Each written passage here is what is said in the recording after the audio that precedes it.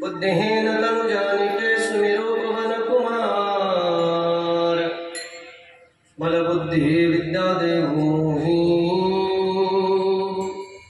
हरऊ क्लेश विकार। जय हनुमान ज्ञान गुण सागर जय कपीस तिहु लोक उजागर। रामदूत तुलित बल धामा अंजनी पुत्र पवन सुत नामा। प्रथम नाम वक्रतुंड दूसरे कदंतते तिसरे कृष्ण पिंगाक्ष चतुर्थे गजवक्रते। पांचवे श्री लंबोदर सहावे विकटनावते। सातवे विघ्नराजेंद्र आठवे धूम्रवर्णते। नववे श्री भालचंद्र दहवे श्री विनायक। अकरावे गणपति बारावे श्री गजाननम। सर्वमंगलमांगल्ये शिवे सर्वार्थ साधिके शरण्ये त्र्यंबके गौरी नारायणी नमस्ते। शान्ताकारं भुजगशयनं पद्मनाभं सुरेशं। विश्वाधारं गगनसदृशं मेघवर्णं शुभंगं। लक्ष्मीकान्तं कमलनयनं योगिविद्यानगम्यं। वन्दे विष्णु भवभयहरणं सर्वलौकिकनाथं। मनोजवं मारुततुल्यवेगं जितेन्द्रियं बुद्धिमतां वरिष्ठं। वातात्मजं वानरायुतमुख्यं श्रीरामदूतं शरणं प्रपद्ये। कैलासराना शुभचन्द्रमौळे फणीन्द्रमाता मुकुटिजडाय। कारुण्य सिंधु भवदुःखहारि तुझदीन शंभो मजकोणतारि। सदा सर्वदा योग तुझा घडावा। तुझे कारणे देह माझा पडावा। उपेक्षू नको गुणवंता अनंता। रघुनायका मागणेची आता। महायोगपीठे तटे भीमरत्यं वरं पुंडरीकाय दातो। समागत्य तिष्ठन्तमानन्दकन्दं परब्रह्मपुरं वन्दे पाण्डुरङ्गं। पाण्डुरङ्ग करो पाण्डुरङ्ग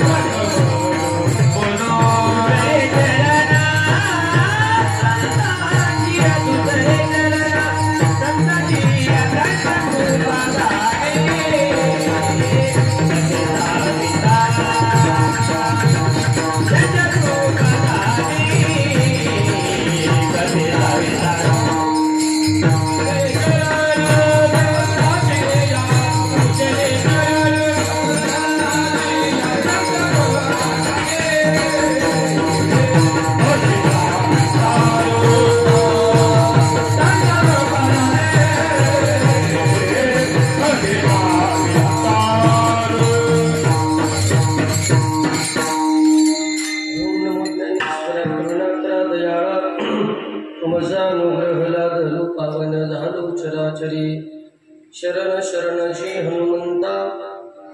शरण शरण जी हनुमंता तुम्हा आलो रामदूता। काय भक्तीच्या त्या वाटा। मज दावव्या सुबटा विठ्ठल विठ्ठल।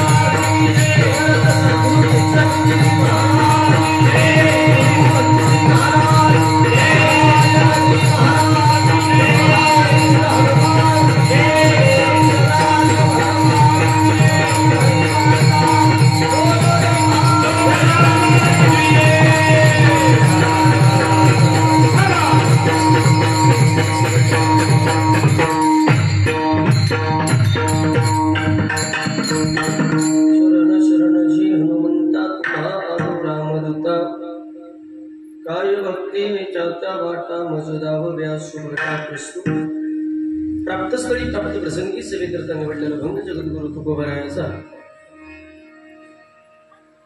तुकोबा एवढे श्रेष्ठ महाराज. मला बोलताय नॉर्मल काहीतरी बोलायचं, स्ट्रगल आणि बेस द्यायचं. मला थोडासा आवाज माझा कडक कर. जगद्गुरु तुकोबाराचा मुख कीर्तन रूपी सेवेकरता निवडलाय.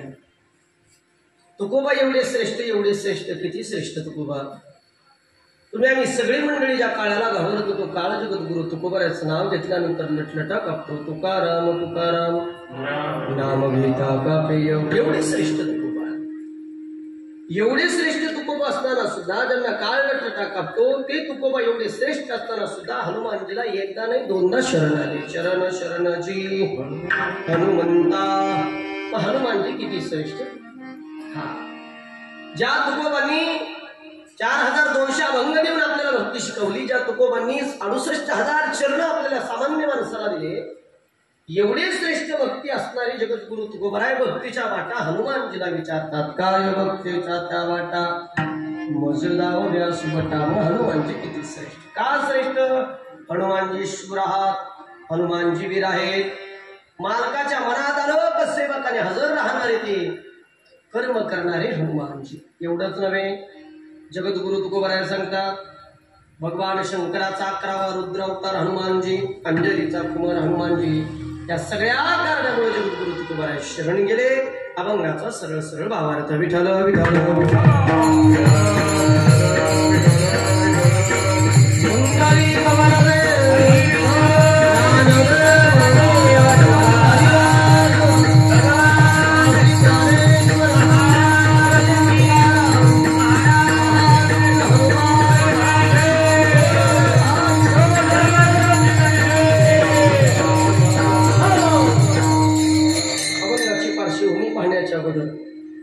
वारकरी संप्रदायाच्या दंडकाप्रमाणे थोडासा परिहार देणे अति गरजेचं आणि अगत्याचं आहे.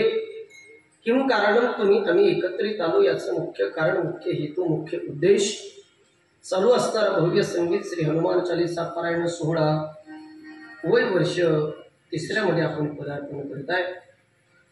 आणि त्या कार्यक्रमाच्या निमित्ताने ज्यांच्या माध्यमातून हा कार्यक्रम चालू आहे, परमपूज्य आदरणीय स्वानंद सुखनिवासी सद्गुरू समर्थ किशनगिरी बाबा, परमपूज्य आदरणीय तुम्हाला सर्वांची गुरुवर्य बाबाजी, परमपूज्य आदरणीय स्वामीजी यांच्या कृपा आशीर्वादाने आणि प्रेरणेने समस्त ग्रामस्थ लोक त्या ठिकाणी उपस्थित असणार आहे.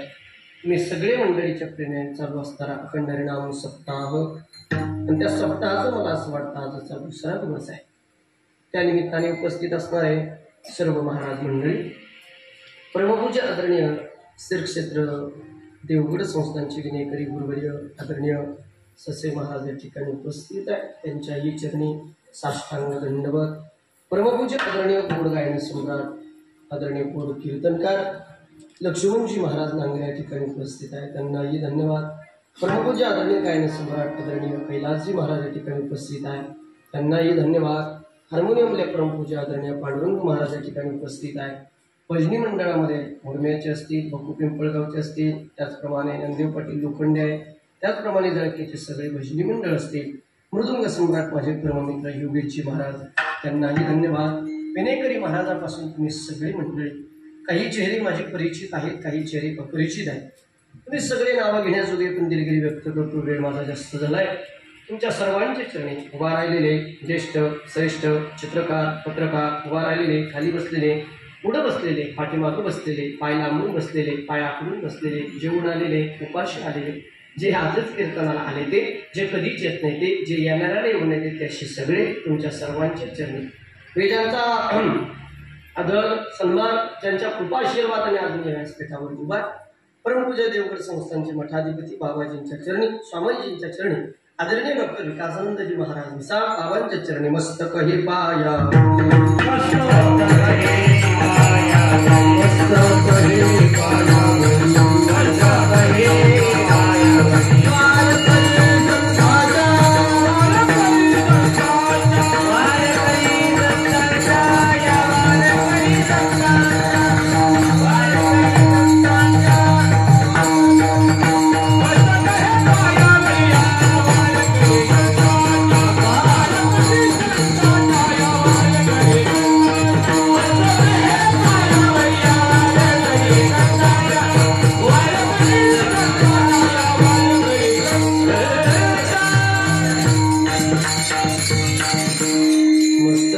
पायावरी वारकरी संतांच्या गाणारे गोडेत महाराज त्यांच्यासाठी एकदा टाळ्या वाजवा बरं सगळं. त्यांच्यापेक्षा वाजवणारे सुंदर आहेत त्यांच्यासाठी एकदा टाळ्या वाजवा. त्या दोन्हीपेक्षा तुम्ही ऐकणारे हुशार आहेत तुम्ही तुमच्यासाठी एकदा टाळ्या वाजवा. तुम्ही सगळे चांगले म्हणणं सांगणारा थोडं येडपाटे काय महाराज. 1-1.25 तास मला अति गोड चिंतन तुमच्या समोर मांडायचंय. अचानक सेवा माझ्या वाट्याला आली. बरोबरच सेवा माझी नव्हती परंतु काहीतरी बाबाजींच्या मनात आला असावा हनुमानजींच्या मनात आला असावा. आणि त्या निमित्ताने अचानक आमच्या तुळशीराम म्हणून मला फोन केला असं होतंय. आणि त्या निमित्ताने त्यांनी मला ससे महाराजांचं नाव सांगितलं. त्यांच्यापासून आपण लक्ष्मणजी महाराज मोठं झालो. ज्यांच्या कृपाशीर्वादानेच महाराष्ट्रात आपण फिरतोय त्या मातेला विसरून त्या माणसांना विसरून जमत नसतं. त्या निमित्ताने थोडी माझी धावपळ होईल. मी त्यांना अगोदरच सांगितलं होतं. कालच मला अंतर थोडंसं लांबचं आहे आणि तुम्ही सुंदर ते ध्यान चालू केलं त्यावेळेस मी गरमी होतो तुम्हाला किती मिनिटात आलं तुम्हीच हिशोब करा. पण तरीही 7:35 तुमच्यापाशी मी हजर आहे. वेळेत जरी कीर्तन सुरू झालं नसेल तर ज्या वेळेत मी सुरू केलं त्या वेळेत मी संपवणार आहे. बरोबर वेळेत मी 2-2.25 तास तरी तुमच्यासमोर बोलणार आहे. प्रत्येक मागे घाई आहे मला सगळ्या गोष्टी मान्य आहेत. पण वर्षातून एकदा आपण एकत्र येतोय हा चार्जिंग पॉईंट आहे महाराज.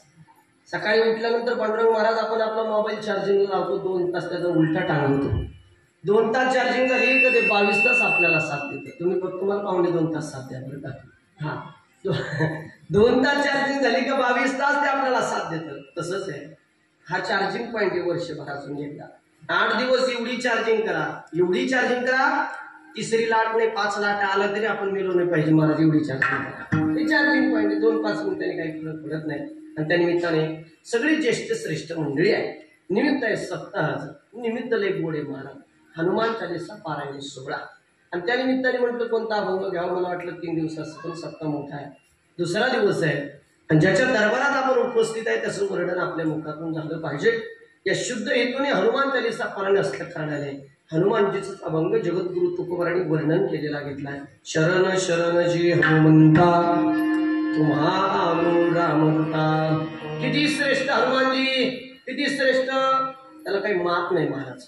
हा पण आयुष्यभर सेवक म्हणून काम केलं. मालक नाही आयुष्यभर सेवक. मालक म्हणजे राम आहे. हनुमानजी म्हणजे सेवक आहे.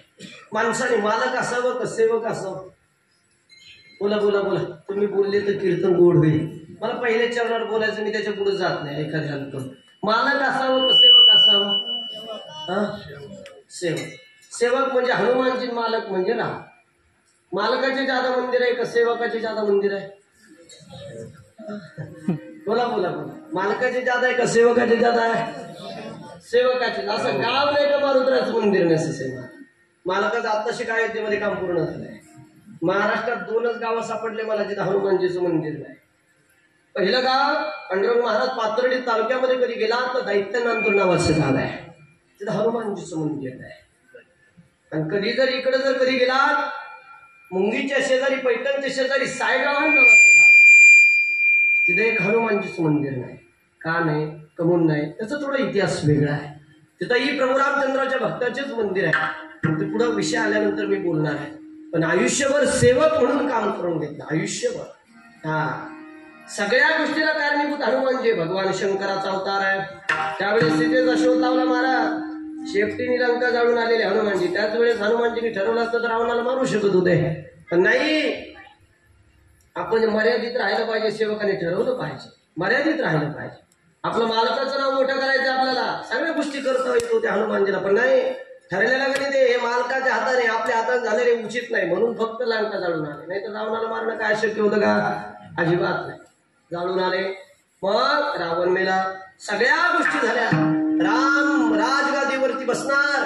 ज्यांनी आपल्याला मदत केली काहीतरी आपलं देणं लागतं. आता समजा कार्याचं कीर्तन झालं. ज्यांनी गायन केलं आपण कसं शाल श्रीफळ देऊन त्यांचा सन्मान करतो. त्यांना काहीतरी मानधन देतो. तशा पद्धतीने सुरू झालं. ज्यांनी आपल्याला मदत केली सगळ्याचा सन्मान सोहळा सुरू झाला. कोणाला काय बक्षीस हनुमानजी आपल्या लाईनीमध्ये उभा आहे महाराज. हनुमानजीला वाटलं आता माझं नाव घेतील मग माझं नाव घेतील. प्रभू रामचंद्र हुशार आहे. मारुतरायचं नावच नाही घेतलं महाराज. अजिबात टाचा वर करून पाहणारे मारुतरायचं नावच नाही घेतलं प्रभू रामचंद्र आहे. पण सीता मातेचं लक्ष घेऊन अहो तुम्ही सगळ्याला घेतलं पण ज्यांनी खरं खुरं काम केलं ज्या कार्यकर्त्यांनी त्याला सोडून दिलं. तुम्ही ज्यांनी मेन प्रचार प्रसार केला त्या माणसाला सोडून प्रभू रामचंद्राने सांगितलं सीतेला, सीते मारुतीला काही घेणार नाही, त्याला बळजबरी पण करू नको. याला विश्वास म्हणतात बरं का स्वामींचा. काही घेणार नाही, बळजबरी करू नको. नाही म्हणे मला द्यायचं काहीतरी, असं होणार नाही. माझा शोध त्यांनी लावला, लंका जाळी, सगळ्या गोष्टी केल्या. एवढंच नाही महाराज, 133 वेळेस आम्हाला संकटातून जर बाहेर कोणी काढलं असेल तर हनुमानची. एवढी पॉवरफुल. जेवढी उदाहरणं होती तेवढं मी तुमच्या समोर मांडणार. मारुतीला सोडून मला पुढे जायचं नाही. मग त्यांचंच घेतलेलं आणि त्यांचं वर्णन आपल्या मुखातून झालं पाहिजे. ऐका, 133 वेळेस रामाला संकटातून जर बाहेर कोणी काढलं असेल तर हनुमानजी. सीतेने सांगितलं मला काहीतरी द्यायचं. बघ तुझ्या पद्धतीने बघ. सीतामातेने बोलून घेतलं, मारुताया एवढं मोठं काम केलं, काहीतरी बक्षीस म्हणून. नको मा, स्वतःच्या गळ्यातला हार काढल्या, बापाने दिलेला मोत्याचा हार सीतामातेने हनुमानजीच्या हातावरती ठेवला. हे बक्षीस म्हणून धरा तुम्हाला. हनुमानजीने ते मोत्याचा हार घेतला. जनकानं दिलेला मोत्याचा हार हनुमानजीने हातामध्ये घेतला. मारुतीच्या झाडावरती जाऊन बसले आणि झाडावरती जाऊन बसल्यानंतर मोत्याचा हार जवळ घेतलेला आहे. ते मणी तोडला महाराज. दातामध्ये फोडायचे, खाली टाकायचे, दातामध्ये फोडायचे, खाली टाकायचे. एका सेवकाने पाहिजे, सीतामातेकडे पळत गेला. ओ माते, आई साहेब, तुम्ही दिलेला मोत्याचा हार पहा, मारुतीराय काय करतात, मणी फोडतात आणि खाली टाकतात, मणी फोडतात खाली टाकतात. सीतामातेला राग आला महाराज. एवढा मोला मागाचा हात, माझ्या बापाने दिलेली गोष्ट आणि बापाने दिलेल्या गोष्टीत किती जीव असतो यांना विचार फक्त. माहेरचं पुत्र आलं तर त्यांना लय आनंद वाटतो महाराज. माहेरच्या गोष्टीत लय आनंद आहे त्यांना.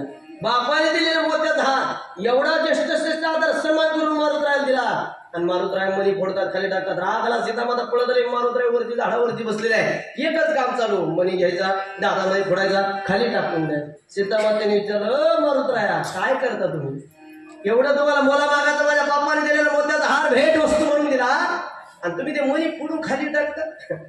खाली उतरा. हनुमानजीने दर्शन घेतलं आणि झाडावरून दर्शन घेत असताना हनुमानजीने सांगितलं, माते मणी फोडतो त्याचं एकच कारण, याच्यामध्ये माझा राम आहे का नाही त्याचा शोध लावतोय. त्याच्यात माझा राम आहे का नाही पाहतोय मणी फोड. सीतेला हसू आलं. सीतेने सांगितलं, मारुतीराया हनुमानजी त्याच्यात पुढे राम असतो की नाही, मण्यात पुढे राम असतो का? हनुमानजीने सांगितलं तिथं राम नाही. माळा तोडून टाकली महाराजांनी, फेकून दिली. सीतेला राग आला, का माळा तोडली? याच्यात राम नाही ना. ज्याचं माला वे राम नाही तो माला आहे किस काम घे. ज्याच्यात रामच नाही ते माळा काय कामाची? मोत्याची असू नये तर सोन्याची असू नये तर कशाची असू, तोडली माळा फेकून दिली. रागाला सीतेला, माझ्या बापाने दिला मोत्याचा हार तोडून टाकला आणि त्याच्यात काय राम माझा तुमच्यात आहे का राम? असं म्हटल्यासारखी हनुमानजी झाडावर खाली उडी मार. माझ्यातला राम पाहायचा का? माझ्यातला राम पाहायचा. छाती फाडली आणि रामा सहित सीतेचं दर्शन आई साहेबाला घडवलं महाराज. श्रीराम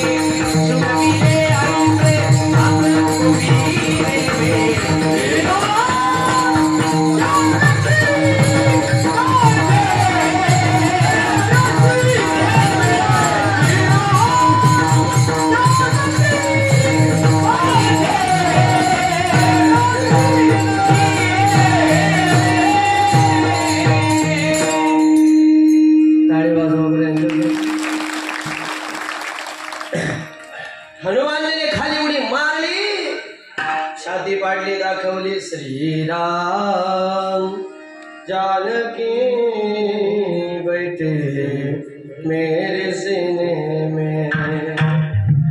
माझ्या वाचनात दोन संत अशी गेले महाराजांनी छातीतला देव दाखवला. पहिले संत म्हणजे हनुमानजी आणि दुसरे संत म्हणजे सावता महाराज. छातीतला देव दाखवणारे दोन संत. आश्चर्यचकित झाली सीतामाता. अरे किती प्रेम, किती प्रेम. गोड प्रमाण दिलं आमच्या लक्ष्मण महाराजांनी. त्यांच्यासाठी टाळ्या वाजवून सगळे. ज्या ज्या वेळेस प्रमाण होतील विठ्ठल विठ्ठल भजन होईल त्यावेळेस हाताने टाळी वाजायची, मुखाने नाम घ्यायचं महाराज. का बरं असं सांगितलं असून जगद्गुरु तुकोबांनी हाताने टाळी वाजवायची सांगितलं असेल? अजून 2 दिवस बाकी तुमच्या सप्ताहात. अनेक कीर्तनकार तुमच्या समोर आले असतील, अनेक कीर्तनकार तुम्हाला उभ्या सांगितले असतील, अनेक कीर्तनकार तुम्हाला अभंग सांगितले असतील. मी थोडा सायन्सचा धरून कीर्तन करणारा कीर्तनकार आहे. मी तुम्हाला एक सायंटिफिक रिझन सांगेन का टाळी वाजवायची, त्याचा खूप मोठा फायदा आहे. पण आपण विज्ञानवादी लोक आहे, आपण संत परंपरेला जास्त मान देत नाही, आपण विज्ञानाच्या आहारी गेलेले लोक आहे. विज्ञानाच्या आहारी जाऊन या मताचा मी पण आमची संत परंपरा किती श्रेष्ठ आहे मला प्रूफ करून द्यायचं आहे. का टाळी वाजवायला सांगितलं असेल जगद्गुरु तुकोबांनी त्याचं रिझन सांगतो. आता बघितलं एकदा टाळ्या वाजवू करून पुरुष मंडळी तुम्ही वाजवा बरं, तुम्ही वाजवा बरं पुन्हा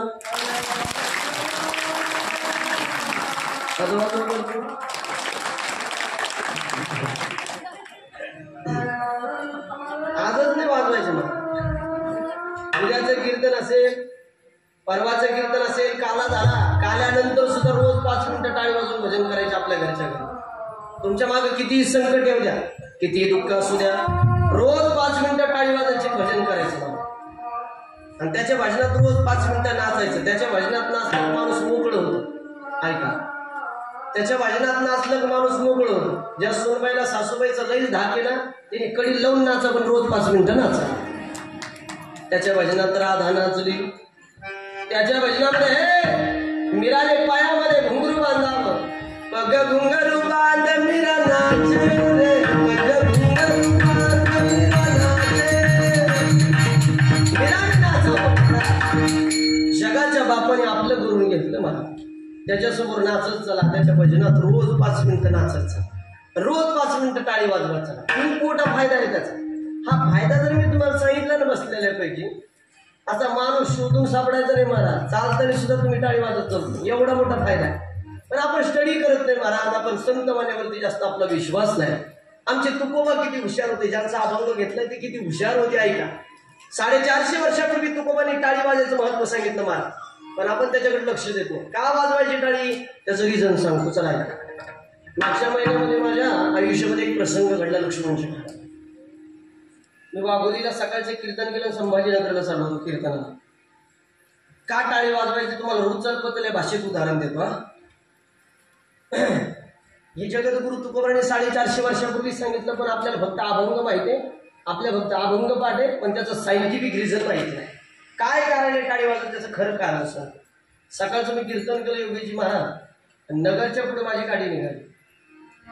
बायजाबाई जेऊरच्या तिथे एक टोल नाकाला, माहिती आहे तुम्हाला सर्वांना. तुम्हाला रुचलपतल्या भाषेत उदाहरण देतो. टाळी का वाजवायची. त्या टोल नाक्याच्या पलीकडे 500 मीटर अंतरावरती ससे महाराज माझी 4 व्हीलर होती. नवीन गाडी घेतली, नवीन हार लावलेला. त्या टोल नाक्यावरती काय तृतीयपंथी माणसं उभा होते. कळतात ना तुम्हाला तृतीयपंथी माणसं? आपल्या भाषेत आपण त्याला इजडे लोक म्हणतो, काय हरकत नाही, ज्याची त्याची शब्द प्रणाली वेगळी आहे. महाराज त्या तृतीयपंथी माणसाने माझी नवी गाडी पाहिली, नवीन हार लावलेला, आणि ते असे आडवे झाले पांडुरंग महाराज. आणि आडव्या झाल्यानंतर ड्रायव्हरनी गाडी अशी थांबवली. मी गाडीमध्ये झोपलेलो होतो, काहीतरी ब्लूटूथच्या माध्यमातून ऐकत होतो. ड्रायव्हरला म्हटलं का थांबवली रे? ते म्हणे ते टाळ्या वाजून पैसे मागतात. काय करायचं? म्हटलं की काच खाली दे, त्यांना 50 रुपये दे. 50 रुपये त्यांच्या हातावरती टेकवले. नाही म्हणे नवीन गाडी आहे महाराज, अजून 100 रुपये द्या. म्हटलं जाऊ दे, 15 लाख गाडीला घातली, अजून 100 गेले, काय फरक पडतो. आणि पुढे देवाने कमी केलं महाराज आपल्याला. मला तर माझ्या स्वामींच्या कृपेने, गुरुवाऱ्यांच्या कृपेने, बाबांच्या कृपेने कमी काळात लई भेटलं महाराज. कमी काळात भेटलं, खरंच दिलं मला. दिलं म्हणल्यावर दिलं म्हणायचं. लोकांना बोंबलायची सवय झाली. बोंबलत जाऊ नका, तुमच्या माहिती करत असेल. लोक श्रीमंत असून सुद्धा बोंबलत देतो, देव आमच्याकडे पाहत नाही, आमच्याकडे गरीबी. अजिबात बोंबलत जाऊ नका. त्याचं कारण सांगतो मी का बोंबलायचं. प्रवासादरम्यान एक पुस्तक वाचत होते, त्या पुस्तकामध्ये उल्लेख आहे का बोंबलायचं नाही, त्याचं कारण सांगतो. योगेश महाराज या निसर्गामध्ये 2 देवता कायम फिरत असतात, कायम भ्रमण करत असतात. आणि त्या फिरत असताना त्यांच्या मुखामध्ये एक शब्द असतो, तथा असतो. तथा असतो, तथा असतो, तथा असतो. त्या तथा असतो, तथा असतो, तथा असतो म्हणत चालत राहतात. तुम्ही नेमकी म्हणायची आमची लई गरिबी आहे, आणि त्यांनी तथा असतो म्हणायचा पॉईंट जर मॅच झाला हाय तिसरी म्हणती निघून जाईल. त्याच्यामुळे तुम्हाला पाया पडून सांगतो बोंबलत जाऊ नका. दिलं म्हणत चला, दिलं म्हणलं का ती देत राहतो महाराज. मग बोंबलत जाऊ नका. नाही का लोकांना घाण सवय झाली बोंबलायची. मनात जे ठरवतं महाराज ते होत. आता मी समजा समोरच्या एखाद्या म्हाताऱ्याला म्हणलो, एखाद्या आजोबाला म्हणलो तुम्हाला साखर आहे, त्याला नसली तरी त्यांनी जर 2 दिवस भोगवलं ना, उठले महाराज म्हणत होते मला शुगर आहे, मला साखर आहे, मला साखर आहे, मला साखर आहे. तिसऱ्या दिवशी तुम्ही चेक करून पहा, आपोआप साखर निघत शरीरात. हा मेंदू दुःख व्यक्त करतो महाराज. शरीरामध्ये आजार तयार करण्याचं काम मेंदू करतो. तुम्ही म्हणता विज्ञान फास्ट आहे, मी सांगतो आपलं भगवंताने बनलेलं शरीर त्याच्यापेक्षा फास्ट आहे. तुम्ही संध्याकाळी झोपायच्या अगोदर अलाराम लावता. समजा सकाळी आपल्याला उठायचं 5 वाजून 5 मिनिटात तुम्ही अलाराम लावला, आणि कैलास महाराज 5 मिनिटाने 5 वाजून 5 मिनिटात तुम्ही अलाराम लावला, त्याच टायमाला तुम्ही 5 वेळेस तुमच्या मेंदूला इशारा करा, मला 5 वाजता उठायचं, मला 5 वाजता उठायचं. तेव्हा मला 5 वाजता जाग आली पाहिजे. मेंदूला सांगून ठेवा. अलाराम वाजायच्या अगोदर 2-3 मिनिटं तुम्हाला जाग आलेली असेल. फास्ट महाराज. अरे भगवंताने बनवलेलं महाराज, विज्ञानाने बनवलेलं थोडं आहे. भगवंताने बनवलेले शरीर आहे. चतुरा तो शिरो मणी तिला म्हणत चला देवाच्या कृपेने, स्वामीच्या कृपेने सगळं. ड्रायव्हरला म्हणलं ती 100 रुपये मागतात ना, दे अजून 100 रुपये. 100 रुपये त्यांच्या हातात दिले महाराज. त्यांनी काहीतरी 2दा टाळे वाजवले, ड्रायव्हरच्या हातात डोक्यावरच्या हात ठेवला, 1 रुपयाचा ठोकळा दिला त्याच्या हातामध्ये, काहीतरी काच त्याने वरती घेतली. मी टोल नायकाच्या पुढे निघालो. पण मी थोडा श्रवण भक्तीचा नादी कीर्तनकार, मला ऐकायला जास्त आवडतं महाराज. डॉक्टर जोशी म्हणून अति ब्रिलियंट डॉक्टर येतो पुण्याचा, त्याचं दर महिन्याला एक व्याख्यान होत राहतं. डॉक्टर क्षेत्रातल्या आहार विषयामध्ये तो तज्ञ आहे, आणि दर महिन्याला मी त्याचं एक व्याख्यान ऐकतो महाराज. आणि मी त्याचं नेमकी व्याख्यान ऐकत होतो पांडुरंग महाराज. योगायोग पाहतेने एक दृष्टांत सांगितला. 39 वर्षापासून त्याचं पुण्यामध्ये हॉस्पिटल आहे. अति ब्रिलियंट, अति हुशार डॉक्टर आहे. त्याची दिनचर्या एवढीच लक्ष म्हणजे महाराज सकाळी उठायचं, हॉस्पिटलला जायचं, पेशंट चेकअप करायचे, घरी यायचं. याच्या व्यतिरिक्त त्याने आयुष्यात 39 वर्षात काही केलं नाही. पण जात असताना त्याला रोज एक टोल नाका लागायचा. तिथून 500 मीटर अंतरावरती त्याचं हॉस्पिटल. का टाळी वाजवायची त्याचं रिझन सांगतोय बरं का. ऐका, हे तुकोबाने 450 वर्षापूर्वी सांगितलं, पण तुम्ही आम्ही वाचन करत नाही. डॉक्टर एक दिवस सकाळी उठला, आणि सकाळी उठल्यानंतर त्या टोल नाक्यापासून जात असताना त्याला काही तृतीयपंथी माणसं आडवे झाले. 39 वर्षात त्यांनी कधी गाडी थांबवली नाही. तृतीयपंथी माणसाला 10 रुपयाची नोट दिली नाही.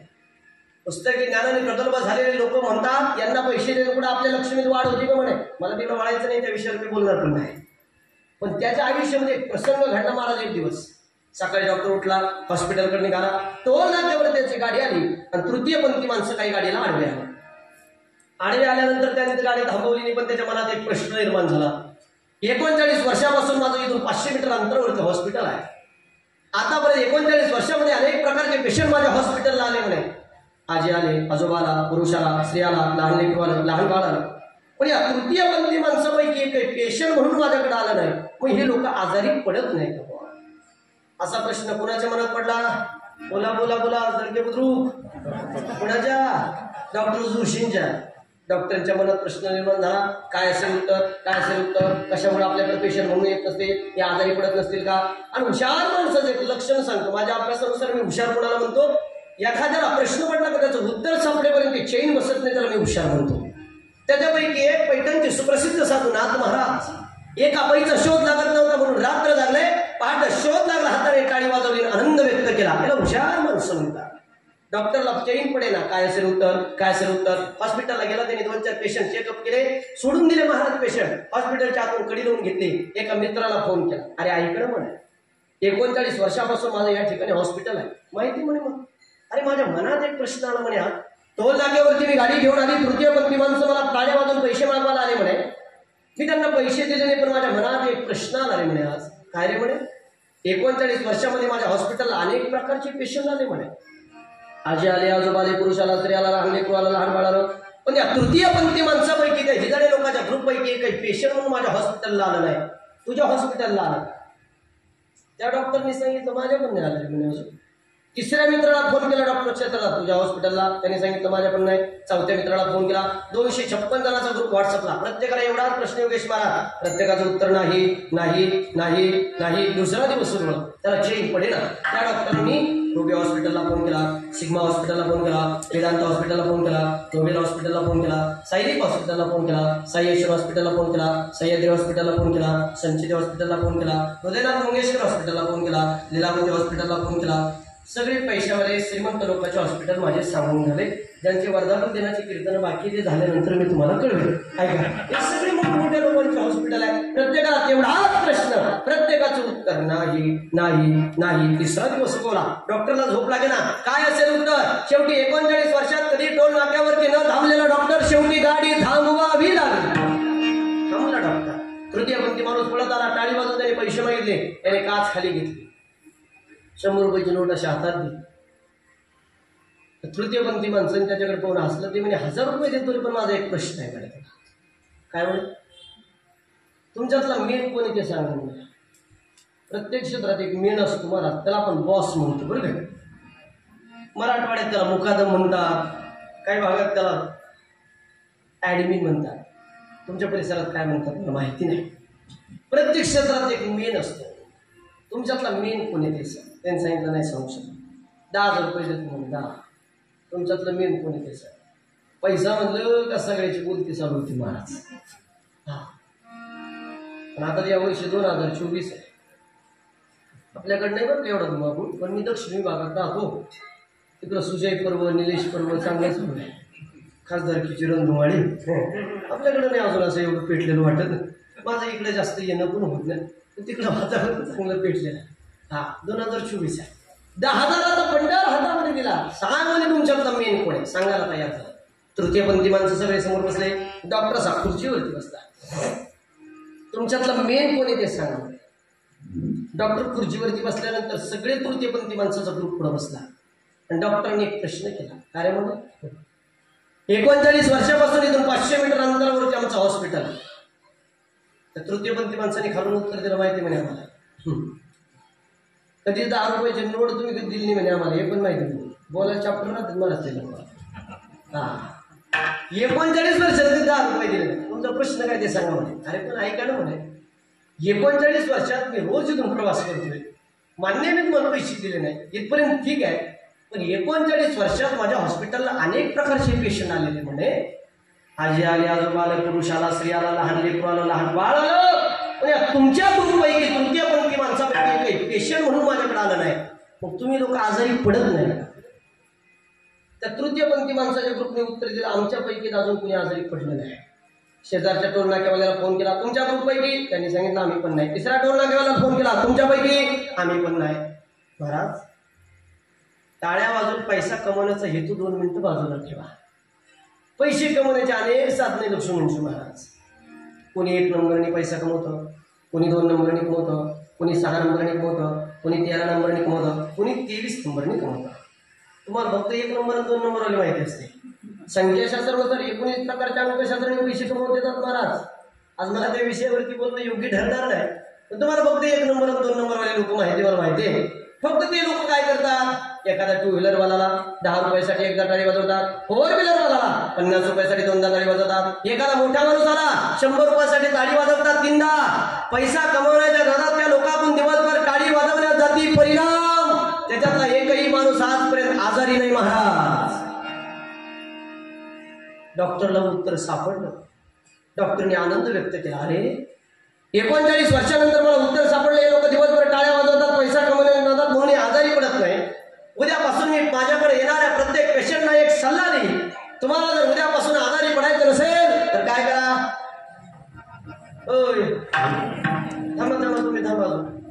चमत्कार झाल्याशिवाय लोक नमस्कार घालत नाही. हा, डॉक्टरनी सांगितलं उद्यापासून एक करा. तुम्हाला आजारी पडायचं नसेल तर टाळी वाजवा. हा सल्ला मी सगळ्यांना देईन म्हणे. महाराजांनी एवढा आनंद व्यक्त केला, पण मला राहावलंच नाही. बायजावेली पुढे मी पांढरीच्या पुलापर्यंत आलो असो. पांढरीच्या पुलावरती आला तर लिलियम पार्क पैसे ड्रायव्हरला म्हणलं गाडी थोडी साईडला गेले. त्या व्हिडिओच्या खाली एक कमेंट लिहिली महाराज मी.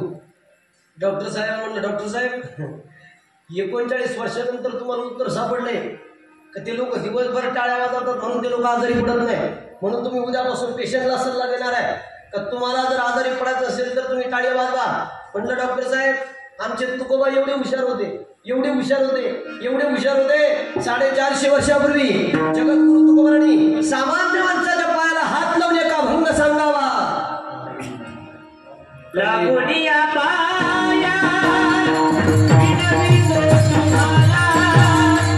लागोनिया पाया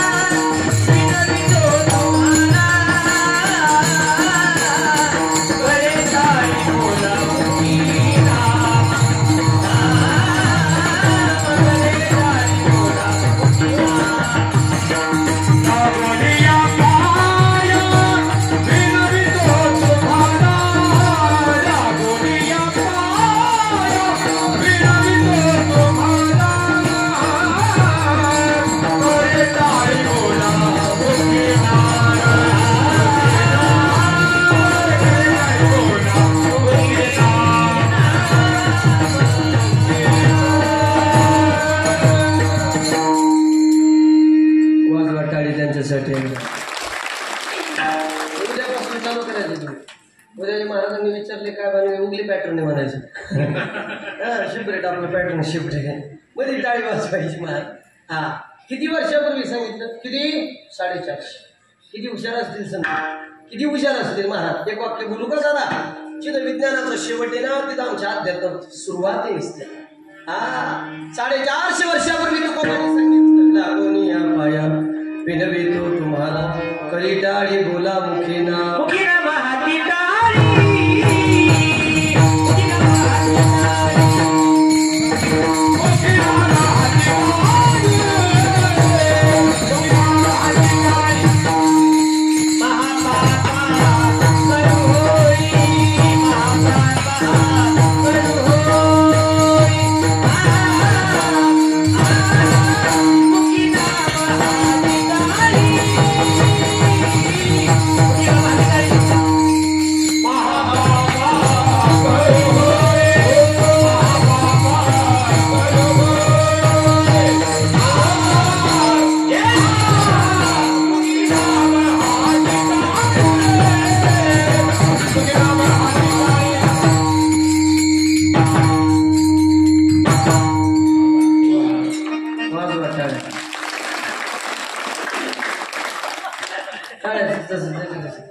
त्याचे 2024 टाळ्यातच घालायचे.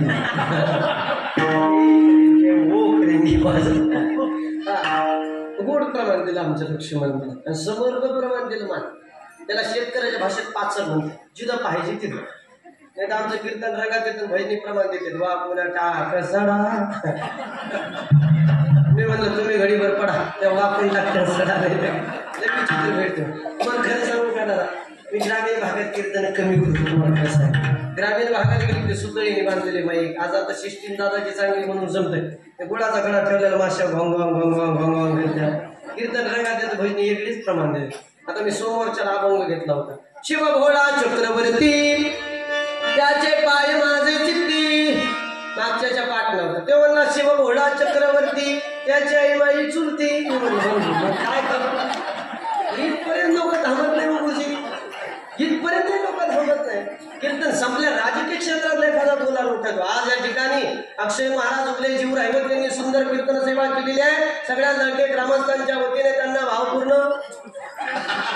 त्याच्या पुढे डोक्याने सकाळचं मंडप संध्याकाळ लय विचित्र भेटतात महाराज. आज त्यांनी बोर्ड प्रमाण दिलं महाराज टाळी वाजवण्याचा. जगद्गुरु तुकोबांनी 450 वर्षापूर्वी सांगितलं, लागोनी या पाया विनवितो तुम. काय करू तुकोबा, करी टाळी बोला मुखीना, काय म्हणू विठ्ठल विठ्ठल मना वेळो वेळ.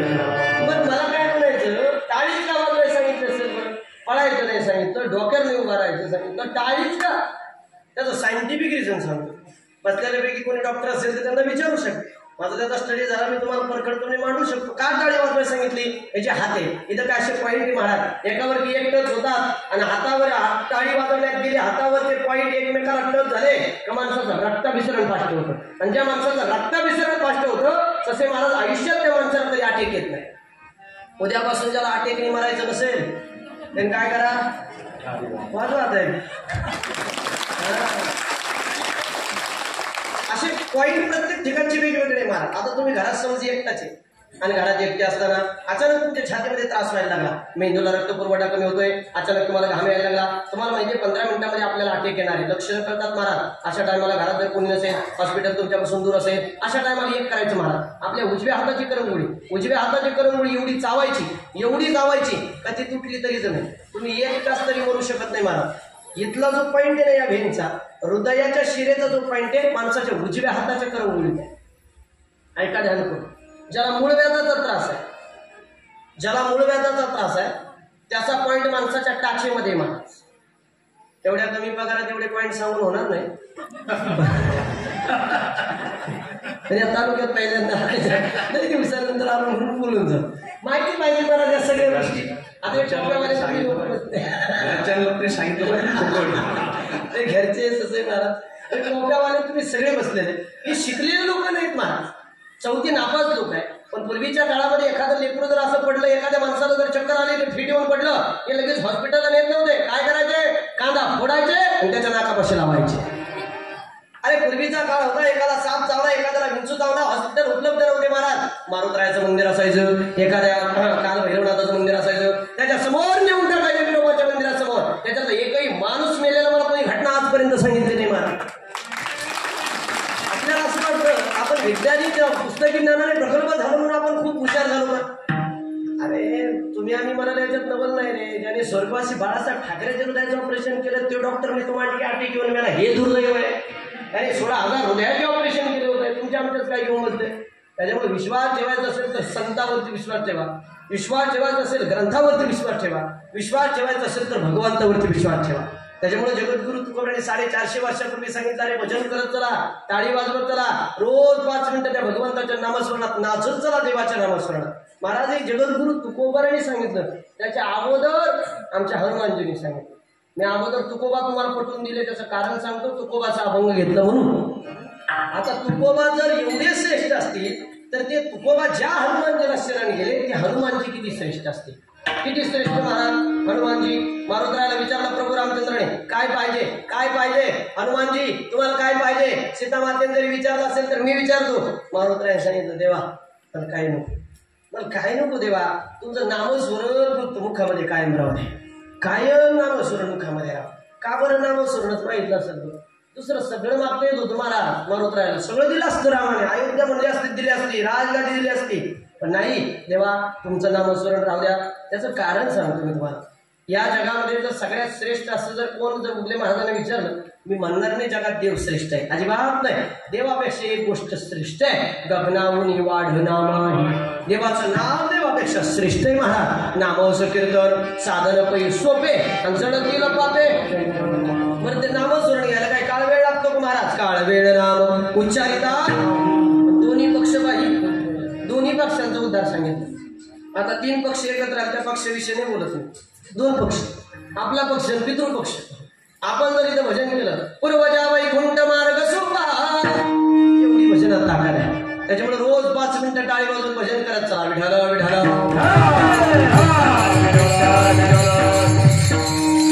किती भजनात ताकद आहे. त्याच्या नावात किती ताकद आहे सांगू का.